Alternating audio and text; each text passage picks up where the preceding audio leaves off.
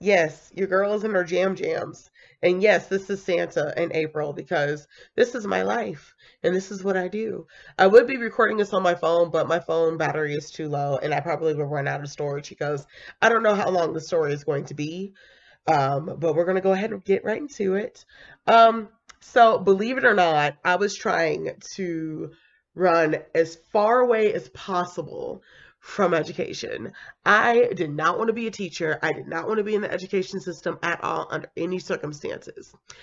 So when I was like way younger, I was going to be a ballerina pop princess that did hair. And then I was going to be a wrestler when I was like 12. Like I was going to do all these things and body slam people and it was going to be great. And then when I was 17, I was just like, "Ooh, I can be a labor and delivery nurse." So let me go. So as I was applying for college, I was like, okay, let me like look for these nursing schools and all this other stuff. And one of my mom's, not coworker, but my mom knew somebody, and he was like, "Yeah, this they have a really good nursing program at this school." And so I was like, "Cool, I'm going to apply to this school." And so I applied, and then I looked and saw how much math and science I was going to have to take in order to be a nurse. And two plus two is purple. So I changed my mind and finally went with elementary education. So as I applied, I changed my major and finally succumbed to being in the world of education. And the reason why I didn't want to do it is because my family, everyone, especially on my mom's side, they've been teachers or somehow in the education system.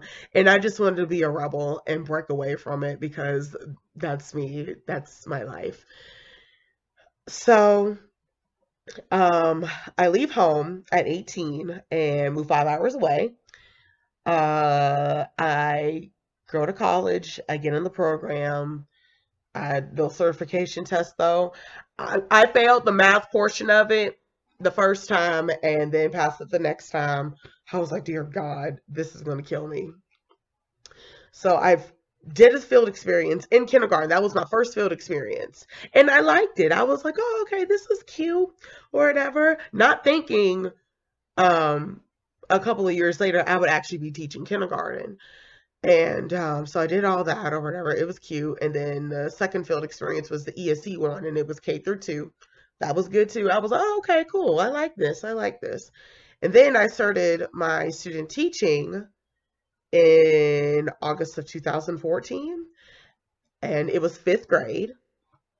And I loved it. I was like, oh my God, this is my jam. Girl, yes, ma'am. They can do stuff. I can do all these things. I can explain things. I can just blah, blah, blah, blah, blah. And with student teaching, you get observed and all that other stuff.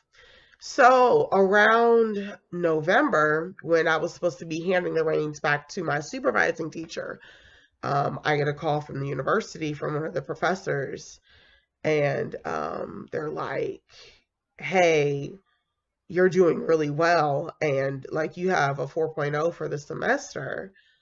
Um, you have a decision to make. You can either keep doing student teaching or go ahead and start teaching because they need teachers now."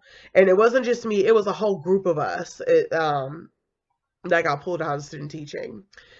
And so I called my parents and I was just like, I've been offered a job. And they were like, take it, take the job. And I was like, okay.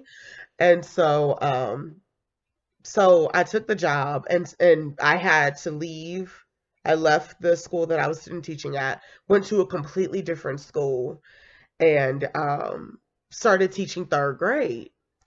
So I get there and mind you, I'm in a portable. I'm in a portable. My intercom is not connected or anything. And it was a completely different world. My so-called teammates, they put together a class for me. And when that happens, you already know what the deal is. And my third day there, when I had all the kids, I had my room completely destroyed. because I redirected someone to do their work, and I was like, "Oh my God." It was a hot mess. Like, it was crazy. And the situation was taken care of, and they removed that person from my class completely because they were like, um that was literally the hardest 7 months of my life. It was because I had to do state testing, and that was brand new, and just it was, I cried so much. I cried pretty much every day. I want to say I cried every day.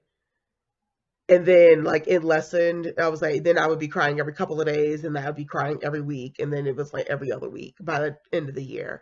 And it was just, I was treated badly. I was literally thrown in a lion's den. Like, we're going to go ahead and just call it as we see it, as we see it. I was thrown into the lion's den. My faculty and staff did not like me, and then also the kids' scores, that they had gone up, and so now they really didn't like me because I was this young teacher who knew what she was doing, and I was like, this is a mess and a half. So the end of the year comes, and I literally packed my entire classroom in my Toyota Camry and was like, I am not coming back. I can't do this. Like, this is too much. And oh wait, I forgot a key detail to the story.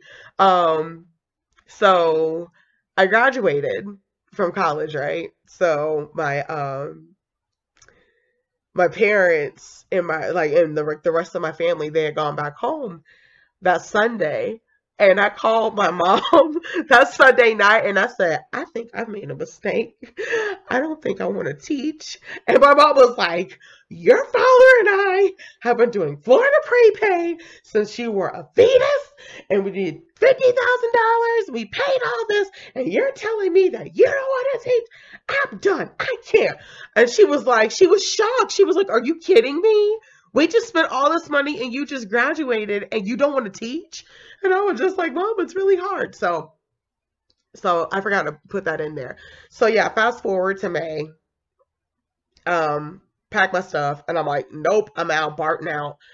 And looking for another job, looking in different counties and everything. And we're gonna put it like this: I was done wrong and dirty.